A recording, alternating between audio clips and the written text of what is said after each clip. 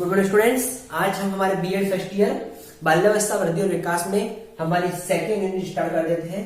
First unit के बाद जो शैशवावस्था थी, उसके बाद हम सेकेंड यूनिट पे आ जाते हैं कि बाल्यावस्था या बचपन जो जीवन की दूसरी अवस्था होती है। इससे पूर्व हमने पहली यूनिट जानी थी कि बाल विकास की आधारभूत अवस्था है, पहली यूनिट खत्म होती है। अब सेकेंड यूनिट में आ गए कि बाल्यावस्था में जनरली कंसेप्ट तो हमने समझ लिया है कि जान लिया है कि बाल्यावस्था होता क्या है। शैशवावस्था की समाप्ति के बाद जो दूसरी अवस्था आती है वो हमारी बाल अवस्था या बाल्यावस्था कहलाती है। 6 से 12 वर्ष की अवस्था ये होती है। इस अवस्था में धीरे धीरे स्थायित्व आना प्रारंभ हो जाता है। वो अवस्था जब बच्चा जो है परिवार से बाहर निकलकर प्राथमिक स्तर पर विद्यालय जाना भी प्रारंभ कर देता है। इस तरीके से ये बाल्यावस्था होती है कि अब बच्चा अपने आस पड़ोस परिवार के सदस्यों, इनके आस पड़ोस परिवार के सदस्यों के अलावा जो अन्य लोग होते हैं उनके संपर्क में आना अब शुरू कर देता है। अपने आस पड़ोस के बच्चों के साथ खेलना प्रारंभ कर देता है। तो ये है हमारी बाल्यावस्था। ठीक है, इसको हम जनरल कंसेप्ट जानते थे, अब इसको हम समझ लेते हैं। ठीक है, सामान्यतः 5 या 6 वर्ष से 12 वर्ष की जो अवस्था है वो हमारी क्या कहलाती है? बाल्यावस्था।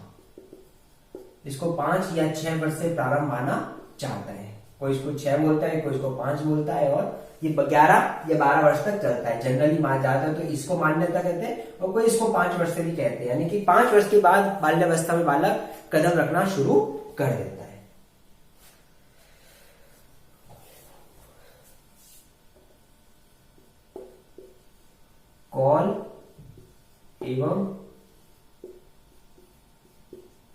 कॉल एवं ब्रूस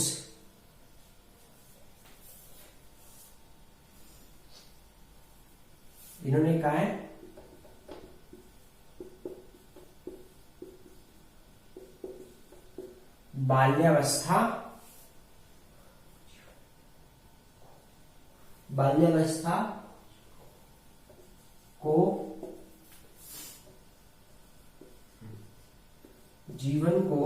बाल्यावस्था को जीवन को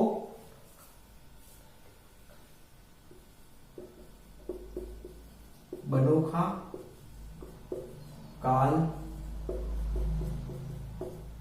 बताते हुए कहा है कि वास्तव में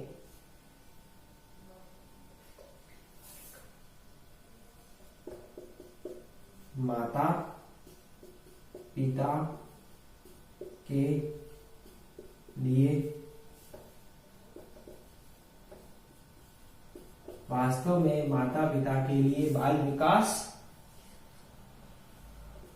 की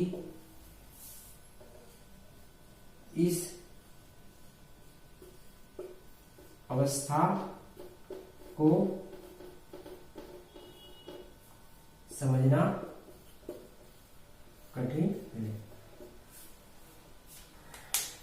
कॉल एवं ब्रूस इन्होंने बाल्यावस्था को जीवन को एक बनोखा काल बताते हुए क्या क्या कहता है कि वास्तव में माता पिता पेरेंट्स के लिए बाल विकास की इस अवस्था यानी कि बाल्यावस्था को समझना बहुत ही कठिन और मुश्किल होता है, क्योंकि इस अवस्था में बच्चों के मन में बहुत सी जिज्ञासाएं होती है, बहुत सी ऐसी परिवर्तन मतलब चेंजेस आ जाते हैं जो थोड़ा सा मुश्किल हो जाता है, क्योंकि पेरेंट्स की रेस्पॉन्सिबिलिटी इस अवस्था में बहुत अधिक बढ़ जाती है, क्योंकि उनको बच्चों पर ध्यान देना पड़ता है और बच्चों पर फोकस रखना पड़ता है। क्योंकि अगर इस अवस्था में बच्चा कहीं इधर उधर हो जाए यानी कि उसकी डेवलपमेंट से रिलेटेड हो जाए तो उसके भविष्य या आगे जाकर उसके लिए दिक्कतें पैदा कर सकता है। इसलिए उसको समझो के संभाल के रखना इस अवस्था में ज्यादा हो जाता है। जितना इंपॉर्टेंट शैशवावस्था होता है उतना ही ज्यादा इंपॉर्टेंट बाल्यावस्था भी होता है। कुल मिलाकर हम कहें कि जब तक बच्चा किशोरावस्था पार नहीं करता बच्चों पर ध्यान रखना बहुत ही जरूरी होता है। तो ये था बाल्यावस्था की कुछ बातें। अब हम जानते हैं बाल्यावस्था की विशेषताएं, यानी कि बाल्यावस्था में क्या परिवर्तन होते हैं, इसको विशेषता से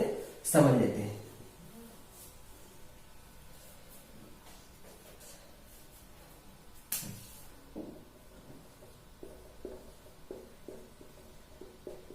विशेषता में है इसमें शारीरिक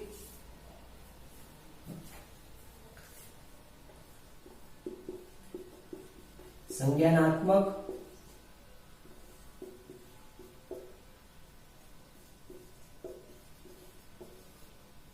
गत्यात्मक,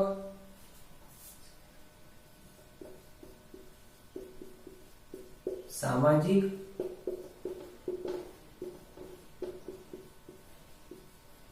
संवेगात्मक, नैतिक तथा भाषाई विकास। ठीक है, इसकी विशेषता में हम देखते हैं कि बाल विकास की विशेषताओं के अंतर्गत हम इसमें शारीरिक विशेषता पाते हैं, संज्ञानात्मक, गत्यात्मक, सामाजिक, संवेगात्मक, नैतिक तथा भाषाई विकास किस तरीके से अपनी विशेषताओं को दिखाता है। हम जब नेक्स्ट मतलब क्लास में पढ़ेंगे तो ये अपने आप में पूर्ण रूप से आगे आएगा। सबसे पहले हम इसकी विशेषताओं के अंतर्गत जो इसकी शारीरिक विशेषता, इसको हम समझ लेते हैं।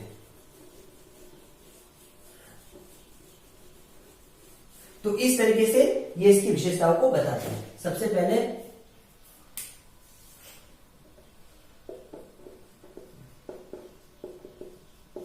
बाल्यावस्था का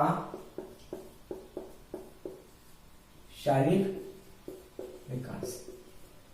फिजिकली डेवलपमेंट इस अवस्था में काफी हद तक हो जाता है, यानी कि 6 से 12 वर्ष की अवस्था में हम देखते हैं कि बच्चों में अब फिजिकल डेवलपमेंट थोड़ा सा स्थायित्व होना प्रारंभ हो जाता है। बच्चों की हड्डियां और मांसपेशियां थोड़ी मजबूती स्ट्रांग होनी प्रारंभ हो जाती है। तो इस तरीके से इसका शारीरिक विकास थोड़ा अब स्ट्रांग और मजबूत होना शुरू हो जाता है। किस तरीके से? ठीक है, जैसे कि यह अवस्था 6 से 12 वर्ष मानी जाती है सामान्य से। ठीक है, तो इसके संदर्भ में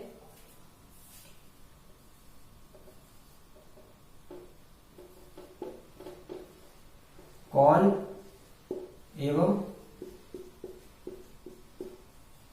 मॉर्गन कहना चाहते हैं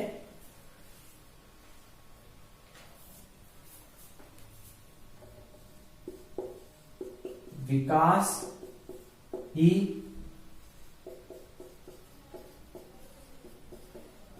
परिवर्तनों का आधार है। यदि बालक का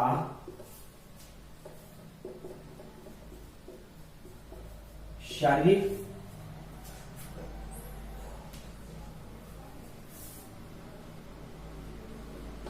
विकास नहीं होता तो वह कभी प्रौढ़ नहीं हो सकता।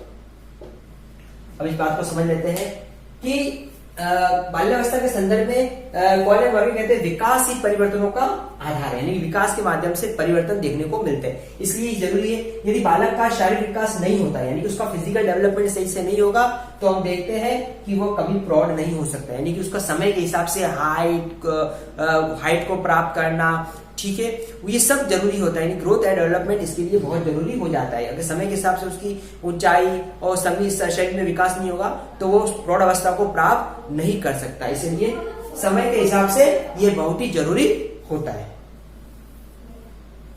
ठीक है, अब हम कंटिन्यू समझ लेते हैं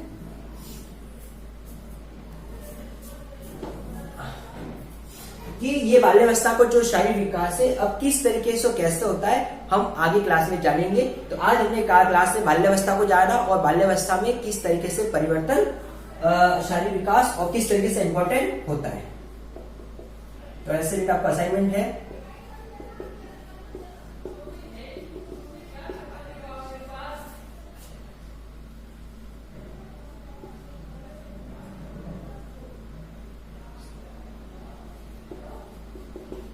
स्पष्ट कीजिए।